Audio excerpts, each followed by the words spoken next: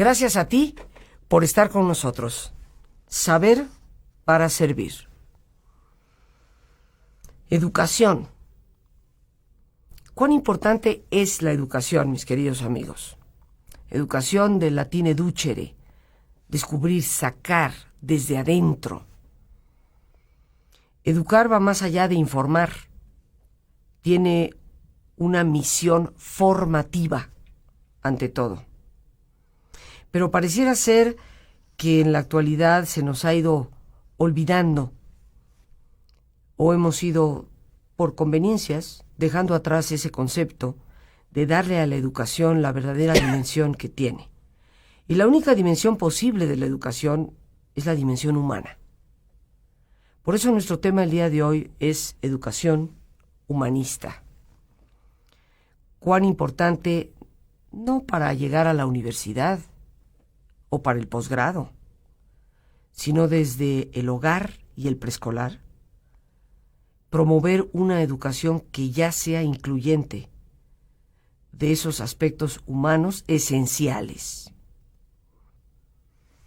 Por eso, más allá de la tecnología y más allá del conocimiento académico, la educación humanista tiene que ser ubicada de nuevo en el centro del quehacer humano y, sin lugar a dudas, en el centro mismo del corazón de lo que es la educación. Hoy, para hablar de este tema, nos da muchísima alegría recibir a una persona a quien consideramos amiga y a quien apreciamos y queremos mucho, que es la licenciada y maestra Norma Alonso. Ella es licenciada en Sociología con una especialidad en Sociología de la Educación. Tiene su maestría en Orientación y Desarrollo Humano, especializada también en Psicoterapia Gestalt, con diversos diplomados, muchísimos de ellos, y hoy está con nosotros. Norma, como siempre, nos da un enorme placer recibirte y escuchar de ti temas que siempre nos dejan no solamente un cuestionamiento, sino un corazón calientito con esperanza. Muchísimas gracias, Rosita. Es un placer de veras estar aquí y de veras te aprecio mucho la oportunidad de hablar. Esto pues es un tema que a mí me preocupa y que creo que lo podríamos abordar con esta propuesta que tú acabas de decir, desde recuperar pues el alma del hombre con la educación. La educación es el primer quehacer, creo que de todos los seres humanos, como padres de familia, ya no digamos como maestros, profesores, pero cuando se habla de educación humanista, ¿a qué nos estamos refiriendo? Sí, por supuesto. Esto viene obviamente del modelo. Quiero decirte que los fundamentos tienen que venir del humanismo, ¿no? Estamos hablando de Buber, de Heidegger, de Rousseau, si me hablas de fundamentos, pero hablas de grandes filósofos. Exactamente. Buber, Heidegger, Kierkegaard, todo lo que es la filosofía existencial humanista, y Rousseau prácticamente pues en la parte educativa. Pero cuando nosotros decimos una educación humanista, nos referimos al modelo básicamente de Rogers, que viene obviamente de la terapia centrada en el cliente. Carl Rogers. Él traslada sus estudios hacia la parte de la educación. Así como él hace una terapia no directiva, su propuesta en la educación es una educación no directiva. Siguiendo este mismo concepto que tú dices de Duchere, sacar de adentro, él básicamente lo que propone es que si el ser humano tiene un medio propicio, él sacará sus potencialidades y sus recursos desde dentro. Con esto, obviamente, se traslada el tema del maestro, pasa a ser un facilitador del propio aprendizaje. Entonces, vamos a decir que la educación humanista tiene como propuesta principal permitirle al ser humano sacar sus fuerzas, sus potencialidades, sus recursos con solamente un medio ambiente que genere, que ponga las situaciones adecuadas para que él pueda formarse desde dentro. Esto me parece importantísimo, pero puedo ya vislumbrar, Norma, con lo poquito que has dicho, el reto que significa. Porque los seres humanos a veces tratamos de construir nuestra personalidad en el tener. Ujú, Tengo títulos, claro. tengo reconocimientos académicos Así es. y soy, Sí, por lo tanto, el maestro así es. o él la profesora. Sí, Y de repente se nos presenta un modelo en donde tú no eres esa autoridad endiosada en una torre de marfil, cierto. sino que te conviertes, tú lo mencionaste, en un facilitador, Ujú, en una persona que en todo caso acompaña a que el otro descubra. así es. Y a los seres humanos nos cuesta mucho trabajo cambiar. Sí, Y cuando la gente dice, no, me quemé las pestañas tantos años para que me digan el señor doctor, ¿no? Como sucede en algunas universidades de gran prestigio en el mundo, donde los pastos de la universidad no pueden ser pisados más que por aquel que tenga un posgrado, que haya llegado a ese nivel. Y caminan panchamente por los prados universitarios y los demás pues les miran con cierto celo. Qué bueno que hay esa motivación de superación, pero por otra parte, el reto es muy grande, porque implica un retorno a ciertos valores también muy humanos, como es la humildad. Nos decías que el propósito o la propuesta es que el humanismo que viene de varios filósofos, siglo XIX, siglo XX, y la gran propuesta humanista de Carl Rogers, uno de los grandes de la psicología humanista, se introduzcan en la educación, donde el maestro se convierte en un facilitador, donde se le permite a la persona descubrir y sacar sus recursos a flote a través de un ambiente propicio. así es. Quiero decirte que no es ya una propuesta, sino ya esta educación es un hecho. Todas las filosofías y las pedagogías personalizadas tienen su fundamento en esto, únicamente que se llaman de otra manera, pero está Montessori, Jean Piaget, Pierre Fort, Maturana, etcétera, etcétera, estos colegios que están personalizados. Entonces, en realidad y afortunadamente, ya hay escuelas con este tipo de proceso, pues ciertamente a lo mejor no como Carl Rogers, y ya hay escuelas Carl Rogers, pero con el modelo, ¿verdad?, personalizado, que finalmente la fuente es recuperar en el individuo la confianza, es una de las características básicas de esto, donde él puede con su propio proceso. Quería yo abordar un poquito la parte que presentabas hace ratito del maestro. Sí, efectivamente es como romper todos nuestros esquemas, pero algo tenemos que hacer y quiero decirte que a las propuestas hay maestros, inclusive universitarios, que por vocación ya lo hacen. Ya esto ya no es ajeno a ellos. ¿Qué te quiero decir? Las actitudes básicas de este modelo es empatía, congruencia y aceptación. Y hay maestros naturales que por ellos mismos presentan una empatía, una congruencia y una aceptación. Carl Rogers dice que el núcleo del aprendizaje es la relación. Esto para mí es fundamental.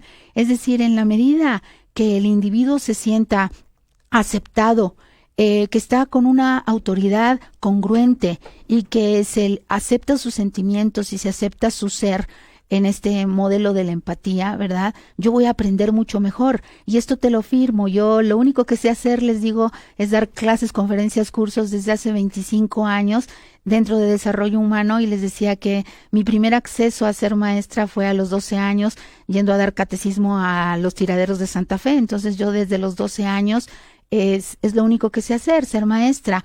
Y sí creo que en la relación, ¿verdad?, se consiguen muchas cosas. Entonces yo creo que hay maestros naturales que por vocación ya tienen estas actitudes. Entonces solamente es presentar un modelo donde de veras pueda todavía influir más a las masas y a la educación que ha cobrado un sentido materialista, tecnológico. Y yo digo, ¿para qué educamos? O sea, ¿qué es lo que estamos haciendo donde vemos este mundo, verdad? Y hacia dónde nos fuimos. Y yo sí creo que el problema, Rosita, fue que hace 400, nuestro método educativo tradicional, que son la mayoría de las escuelas, está basado en el cartesianismo. Y el cartesianismo, ¿verdad?, pienso y luego existo. Entonces lo que hizo fue priorizar la razón. la racionalización y aparte llenar mi mente de contenidos donde Freire le llamaba le llamaba el método vomitivo, donde tú llenas, ¿verdad?, de contenidos al alumno y después lo vomita en el examen. Eso no es educar, puede ser instruir, pero no formar, como tú decías, en su esencia. Ahora, tú acabas de decir algo que es muy importante, Norma. Independientemente de que sabemos que hay algunas escuelas y algunas metodologías que precisamente están dentro de la corriente de una educación humanista, tú citaste a Maturana, citaste a Montessori, que seguramente muchas personas conocen. Pero yo me refería y me vuelvo a referir a que este no es el caso de la mayoría. Y tú también ahora lo afirmas. La mayoría de las escuelas definitivamente siguen dentro de ese modelo estrictamente racional. Si no lo ves y no lo tocas, no existe, en donde la relación del alumno con el maestro a veces es prácticamente inexistente. Así es. Donde un maestro se puede pasar un semestre entero sin realmente conocer el nombre de los alumnos y seguirlos llamando por el «Hey tú, el de la chamarrita azul que está allá atrás», ¿no? Tenemos que reconocer que en muchos casos este sigue siendo el modelo mayoritario. Así es. Ahora, hay una propuesta. Tú decías, núcleo de educación es la relación. Obviamente, como en terapia se sabe que lo que cura muchas veces o lo que ayuda a sanar es la relación que puede existir entre el terapeuta y el paciente. ¿Qué nos propone la educación humanista y por qué se ha convertido en un tema central para todos los que estamos involucrados en el desarrollo humano? Sí, bueno, yo creo que estos paradigmas, Rosita, son emergentes y urgentes. Les digo yo, emergentes y urgentes. Yo creo que ante lo que nos está presentando ahorita el mundo como crisis, yo siempre hablo de que somos el coletazo de una humanidad en decadencia, pero también somos la punta de lanza de una humanidad en cambio. Y ante esta punta de lanza, yo sí creo que las propuestas humanistas, si tú me dices, Norma, resume, ¿qué es lo que la educación humanista propone? Una educación para la paz. Que yo sí creo que ahorita eso es lo que más nos surge, ¿no? Como te decía, nos queda poco tiempo y nos gustaría, Norma, que nos compartieras algunas ideas de qué podemos hacer ya desde el hogar, desde el entorno en donde nos encontramos, para ir introduciendo este humanismo, este desarrollo de la persona en nuestra educación a los hijos, en nuestro diario quehacer. Sí. Mira, Rosita, cuando me hacen esta pregunta siempre digo, ¿quieres ser una mejor madre? Sé mejor persona. ¿Quieres ser un mejor padre? Sé mejor persona. ¿Quieres ser un mejor trabajador? Sé mejor persona. Tenemos que comenzar por nosotros, es decir, el núcleo del desarrollo tiene que verse en ti para después influenciar a los demás. Entonces, punto número 1, ve por tu desarrollo. Asiste a cursos, asiste a conferencias, lee libros, pero sobre todo, de veras, ahorita yo creo que ya no hay tiempos de cambio lineal o cambio superficial. Estos cambios de voy a cambiar ahorita y al rato estoy igual, y yo les digo que son cambios para no cambiar, ¿verdad? Sino que tienen que ser cambios de veras donde yo autotransforme. El reto de ahorita es la autotransformación. Es decir, si le sigo gritando a mis hijos de la misma manera, pues revísate, debe de haber algo ahí, como hace rato te escuchaba yo a ti, algo, ¿verdad?, de la infancia, y eso, me callo la boca, ¿verdad? Les pido perdón, hago algo, pero si quiero dejarle algo a tu auditorio de qué poder hacer, hay 4 factores que en una ocasión estuvimos aquí contigo y yo hablo sobre 4 factores que hay que vigilar en una familia, y en esto te tienes que verdaderamente desarrollar una comunicación efectiva y afectiva, una sana autoestima, ¿verdad? Límites claros con respeto, sin ofender, sin maleducar, sin atropellar, y valores. Entonces, si tú me dices, ¿qué puedo hacer? Punto número 1, revísate tú. Hay cantidad de lugares donde hay servicios, ¿verdad? Inclusive en la escuela que yo dirijo hay ahora un servicio social para la gente de escasos recursos o sin recursos, para irte de veras con un terapeuta a revisar qué es lo que sucede cuando estás golpeando a un hijo o le sigues gritando de la misma manera al marido. Entonces, a mí sí me gustaría como poner la responsabilidad en cada uno de nosotros. Yo no puedo decir, es que mi hijo me desespera. ¿Qué sucede contigo que te desespera? Pues entonces hay falta de autocontrol, falta de autoconocimiento, falta de motivación. Entonces, yo sí creo que hay pasos concretos que hacer, ¿verdad? Pero lo primero, revísate, ¿no? Descúbrete, autoconócete para poder modificar. Pero de entrada, algo que yo creo que se nos ha olvidado, y lo propongo ahora en mi conferencia, se nos ha educado la ley de la vida, que es amar. Yo creo que con eso que lleves en el corazón como padre, esto me lleva al amor, está siendo formativo para mi hijo. Yo sí creo, Rosita, que se nos ha olvidado tener un proyecto de hijo. ¿Para qué quiero a esta criatura? ¿Hacia dónde la quiero yo? Te hablo con el corazón en la mano porque mis conocimientos no son solamente de libros, ¿no? Y de especialidades que he hecho. Mi mayor currículum es tener un hijo ahorita de 24 años, 22 y 20, y puedo firmártelo, que son individuos de veras responsables, individuos con una conciencia social muy importante, y no es porque tuvieran solamente una madre como yo, que mucho me lo dicen, sino que hay un deseo mío muy profundo de dejar hijos en este mundo de mejor calidad. A mí me dicen, quiero un mundo mejor para mis hijos. Error de juego. Deja mejor hijos con calidad mejor para un mundo mejor. ¿Quién hace el mundo sino los seres humanos? Volvemos nuevamente a lo mismo, ¿no? Nos hablas, Norma, de que el punto de partida para realmente darle calidad humana a nuestra vida, desarrollo humano a nuestro quehacer, cualquiera que sea.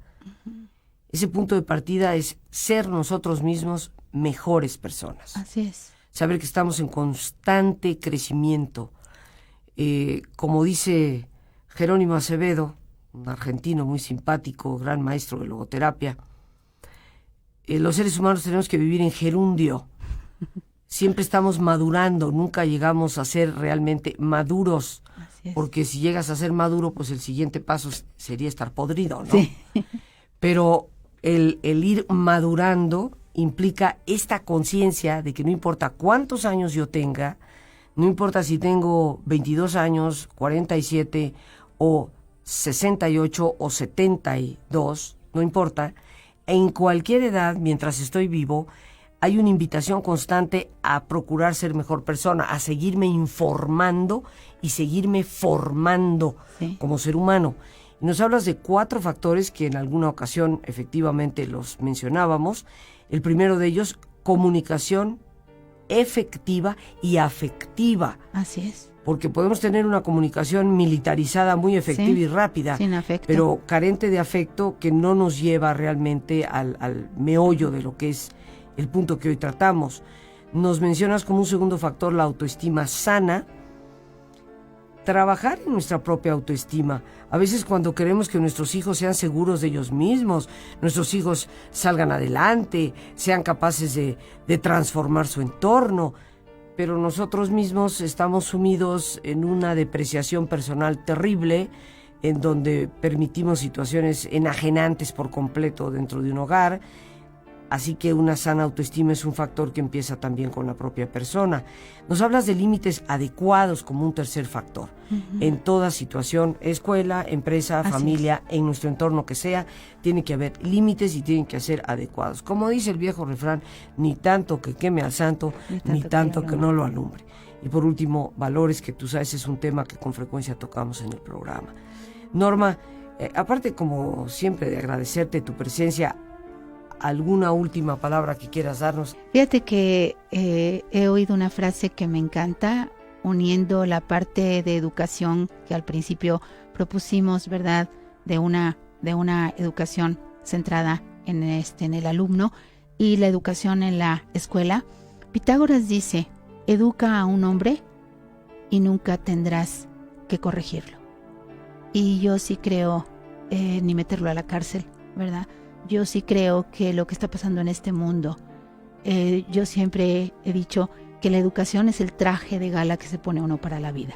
Y hablo de la educación formal y la educación informal.